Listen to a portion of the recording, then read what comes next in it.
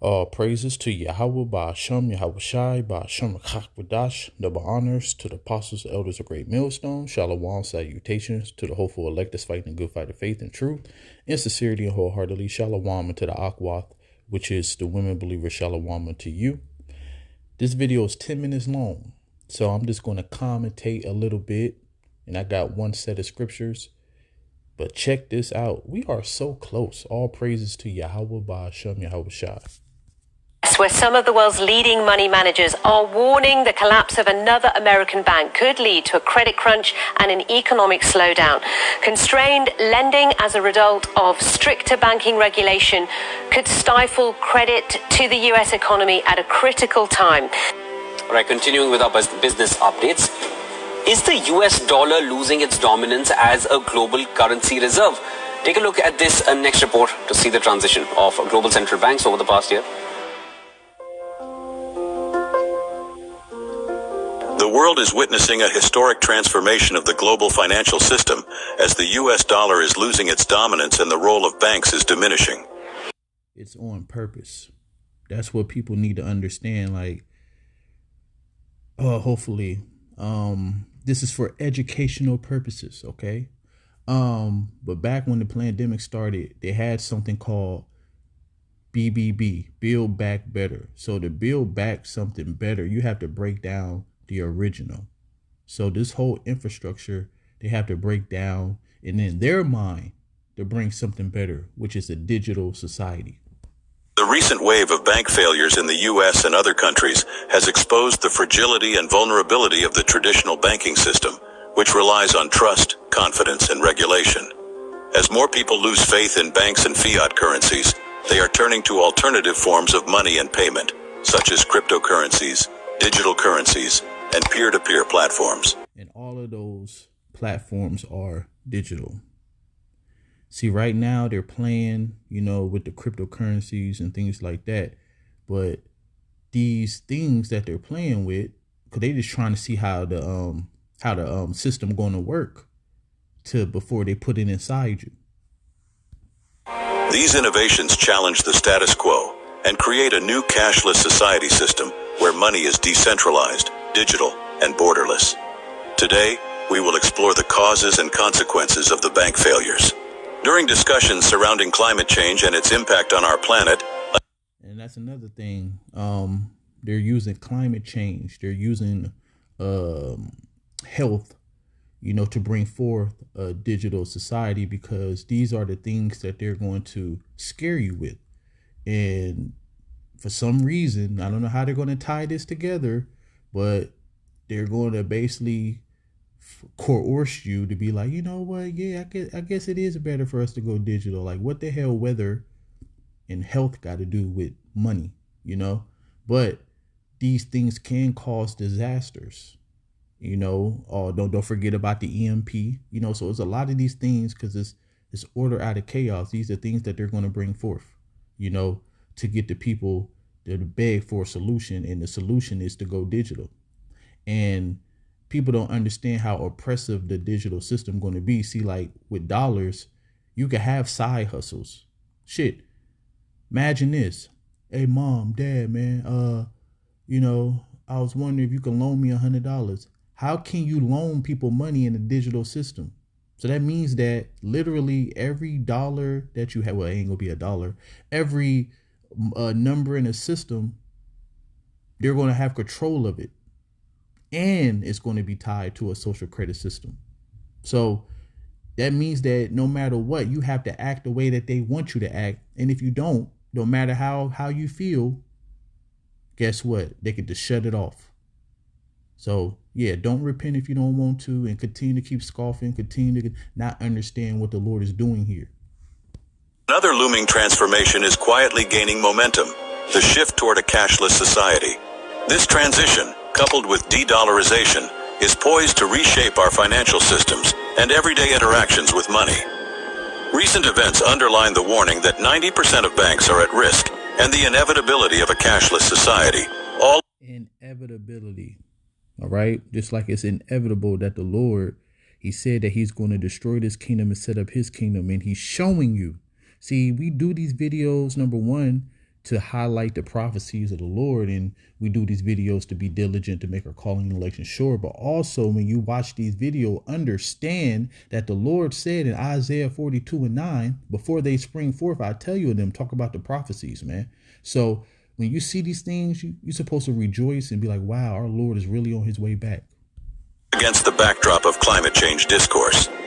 Firstly, it's essential to acknowledge the broader context of climate change discussions. While acknowledging the importance of environmental stewardship, it's also crucial to critically evaluate the reports presented by mainstream media.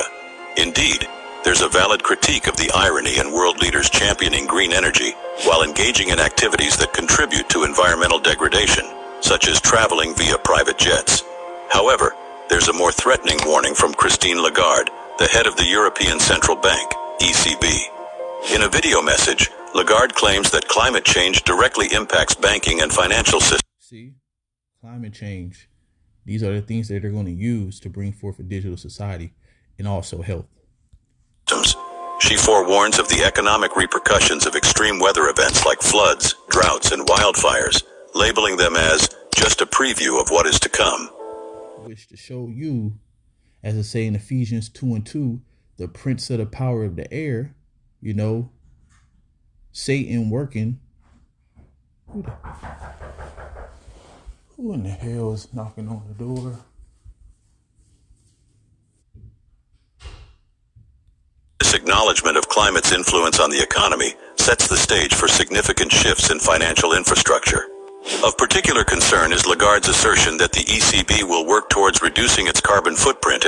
Yeah, that's another thing. Carbon footprint. Basically limited what you can do, where you can go, how much you can eat. Like, this is what they're trying to bring. The new world order is peace for them, not peace for you. You are going to be a slave, okay? And the thing is, don't forget about, so in this video, as I get closer to the end, it's going to talk about old people and poor people and how this is going to be good for those type of people. First of all, they don't want those type of people in the NWO anyway, because don't forget about Depop. Those videos, every time that I spoke on that type of video, it got strike. And then those videos, which I was trying to find just for my edification, they ain't on there no more. If you try to post I'm gonna say it like this, Gil Bates, all right, strike automatically. So he the one that said that he's going to reduce, the pop, by the way of the Juicy Juice, the Steph Curry, all right. So, these people, well, I'm gonna let you listen. All aspects, including banknotes and banking supervision. This hints at a broader agenda, the vilification of traditional currency and the promotion of a cashless society as a... You see it said the vilification, so they're going to actually make the dollar an enemy. ...solution to mitigate carbon emissions associated with physical currency. This stance aligns with a broader global trend towards digital currencies and the gradual phasing out of physical cash. The ECB's emphasis on reducing the carbon footprint of banknotes shows a narrative that portrays cash as environmentally detrimental. You know what? Instead of waiting to the end of the video, I'm gonna blow through these scriptures real quick. And this is the only scriptures I'm getting, because this is what's about to happen. The new wine is this new system that they're trying to bring. All right, mourner, the vine language, all the merry heart do sigh. It ain't gonna be no happiness, and ain't gonna be no turning up in this society. And it said, the mirth of the tabrets ceaseth, the noise of them that rejoiceth endeth, the joy of the heart ceaseth. Okay, so it ain't gonna be no partying, ain't gonna be no music. All right. They should not drink wine with a song. Strong drink should be better to them that drink it. All right. So most people, drink because of oppression and trying to escape reality. Now you literally, if it's even alcohol in this new system, but if you do drink, you're literally drinking because you're depressed. You're trying to drink your sorrows away. All right. And it said the city of confusion. That's why this place is called Babylon the Great. Babal in Hebrew, confusion. All right. The city of confusion is broken down. Every house is shut up that no man can come out. Remember 15-minute cities that they trying to push everybody into. All right, you ain't gonna have no freedom. And then on top of that, like I said, the carbon footprint, where you can go, how far you can go, what you can eat, all of that's going to be tracked. So you ain't going to be able to go nowhere. That's literally, you're literally going to be in a digital prison. What's his name? What's his name? The dude, the conspiracy theory dude, which he is on point. Alex Jones, his platform called Prison Planet. And that's literally, it's true. Prison Planet. There is a crime for wine in the street. See, now everybody going to be like, oh my God, this is so oppressive. But remember, they said that you're going to own nothing and be happy, which is a smack in the face. That's not true. But the reason that they're saying is because it's going to get so bad that you're just going to be happy to have something. That's how bad it's going to get. You're going to be happy to have a half a burger and 13 fries. That you don't understand the type of world. That's why the Lord said he have to shorten the days. And if he didn't shorten the days, it'll be no flesh saved, man. There's a crying for wine in the streets. All joy is darkened and the mirth of the land is gone. No more happiness, no more turning up, no more taking trips, no more doing what you want to do. This narrative paves the way for the normalization of digital transactions and the eventual transition to a cashless society. Moreover, the transition to a green economy poses significant challenges for the banking sector. And a green economy is a digital economy with less carbon emissions, which means less human activities. Frank Elderson, ECB Supervisory Board Vice Chair, acknowledges the inherent risks for banks in this transition. He emphasizes the need for meticulous planning, stating that failing to plan is planning to fail. This sentiment highlights the urgency for banks to adapt to evolving regulatory frameworks and technological advancements in digital banking. However, the transition to a cashless society isn't without its pitfalls. And they're not going to tell you what it's going to take. It's really going to take catastrophic. I can't even say it. Forget it. I ain't even going to say the word. It's going to take a lot of pain and suffering. All right. Catastrophe. But I think what I'm trying to say though. But anyways, but it's going to take a lot of pain and suffering to bring this, because you're literally breaking down a whole infrastructure. That's going to cause a lot of pain and suffering. The ECB's analysis reveals that catastrophic. There we go. Staggering 90% of banks are at risk due to misalignment with the goals of the Paris Agreement. The Paris Agreement is, because they don't even explain it, the Paris Agreement is that all these nations agree to go green, Highlights the substantial challenges banks face in aligning their credit portfolios with climate goals and avoiding litigation risks associated with climate-related commitments. Furthermore, the push towards a cashless society raises questions about financial inclusivity and data privacy. While digital transactions offer convenience, they also raise concerns about surveillance and exclusion of marginalized communities who lack access to digital infrastructure. The warning of banks at risk and the impending shift towards a cashless society is not just a speculative narrative. It's a tangible reality shaped by climate change imperatives and financial sector adaptations. As we navigate this transition, it's crucial to critically examine the implications for financial stability, environmental sustainability, and societal inclusivity. The cashless society is where physical money, such as coins and banknotes, is replaced by digital or electronic forms of money and payment, such as cryptocurrencies, digital currencies, and peer-to-peer platforms. Another thing too, so they say that it's only 3% physical cash in circulation in the world, and the rest is just numbers in a system. So, all the credit cards and debit cards that's out there, like literally the only thing that have to change is that cash is just a no currency no more. But we already kind of in a digital system, because that's why so many people just tap their card or insert their card and then the money be taken out of the system, but physical cash, 97% of the money is digital already and 3% is physical. So they do away with that 3%, which is not going to be hard, then we're fully digital. The cashless society is enabled by the development and adoption of new technologies, such as blockchain, smart contracts, biometrics, and mobile devices. The cashless society is driven by the preferences and behaviors of the users, who seek convenience, speed, security, and privacy in their transactions. The cashless society is also influenced by the policies and regulations of the governments, which may encourage or discourage the use of cash or alternative forms of money. the cashless society has several advantages. It reduces the cost and the risk of handling, storing, and transporting cash, which can be lost, stolen, damaged, or counterfeited. So this is their pitch for it. They got to present it in a, convenient way, present it as some type of salvation. But guess what? Well, which I love about this video, they're going to actually talk about the negatives of it too. And which people don't, the negatives is the most important out of the positive. Okay, because if the negative outweigh the positive, then the positive don't matter.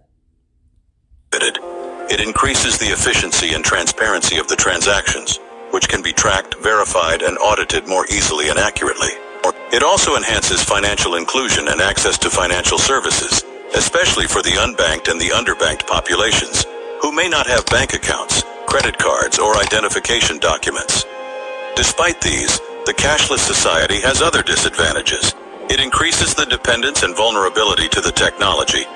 Now, like I said earlier in the video, with cash, you got more wiggle room. Like I said, if you want to borrow some money, you can. If you want to have a job under the table, you can. But see, this is going to be totally controlled. Ain't nobody going to have more than what they want you to have. Ain't no overtime. Ain't no side hustles. So you're literally going to be dependent on this. And they call it universal basic income. Can malfunction, fail, or be hacked, resulting in data breaches, identity theft, fraud, or cyber attacks. It reduces the privacy and the anonymity of the users, who may be subject to surveillance, tracking, or profiling by the... Well, that's what it's all about. All right? Tracking, controlling, surveillance, all of that. Authorities, the corporations, or the hackers, who may access, misuse, or sell their personal and financial data. It also creates the digital divide and excludes some segments of society who may not have the access, skills, or trust to use digital or electronic forms of money and payment, such as older people, people experiencing poverty, or rural populations. And those are the people they're going to do away with anyway. But that's not all. It also challenges the sovereignty and the authority of the governments, who may lose control and influence over the money supply, the monetary policy, and the taxation, as more people use alternative forms of money that are decentralized, global, and independent of the state. The cashless society is not a uniform or a static phenomenon, but a dynamic and diverse one that varies across different countries, regions, cultures, and contexts. Some countries, such as Sweden, China, and Kenya, are leading the way in the Now remember, Sweden, in the time of the pandemic, they wasn't under those rules as the world was. Why? Because they already had digital, implants inside them. So they've been, dealing with the digital currency. Transition to a cashless society, while others such as Germany, Japan, and India are lagging behind or resisting the change. Some forms of money and payment, such as cryptocurrencies, digital currencies, and peer-to-peer platforms. Oh, and just in case somebody new watched this video, read Revelation 13, verse 16 through 18. It talks about he calls us all, both small and great, rich and poor, free or bond, to receive a mark in their right hand and their forehead. And except he that have the mark cannot buy or sell. All right. And then the 18th verse, it says that here's is a number of a man, 600, 3score, which is 666. All right. So this is the digital, implant that they're going to try to put in everybody that's alive, because there's going to be a lot of bloodshed too. Because remember, they got to cause a chaos and the people is going to feel it.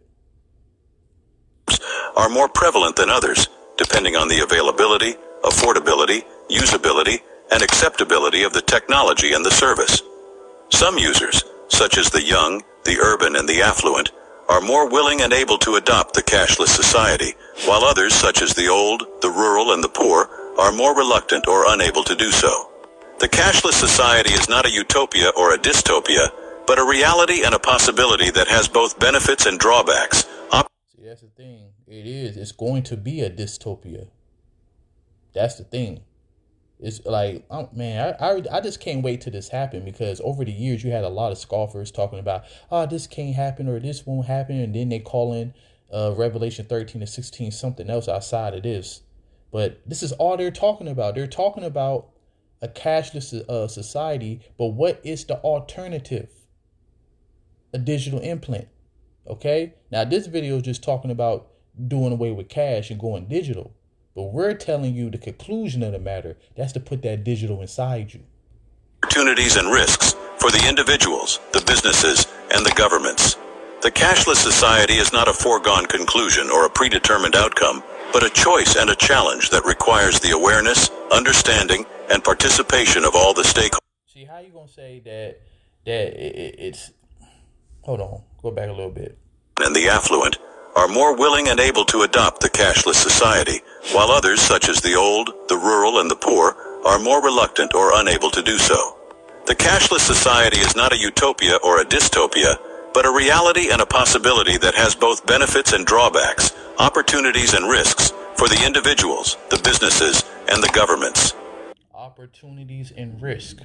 It's no opportunities, but of course, if I'm trying to sell you something, I got to tell you something positive. But how you can't put opportunities and risk in the same thing when it's dealing with your livelihood. I want to just hear, opportunity. The cashless society is not a foregone conclusion or a... So it said it's not a foregone conclusion or a predetermined outcome. But listen to the next line, though. Predetermined outcome, but a choice and a challenge that requires the awareness, understanding, and participation of all the stakeholders. If it's a choice, then why I got to participate? That's what I'm saying. Like, so you got to understand that these people double speak. That they got a forked tongue. And he's more cunning than any beast of the field, as I say in Genesis 3, So this is coming. It ain't no choice. Revelation 13 and 15, if you start from 15, it tells you that if you don't take it, you're going to be put to death.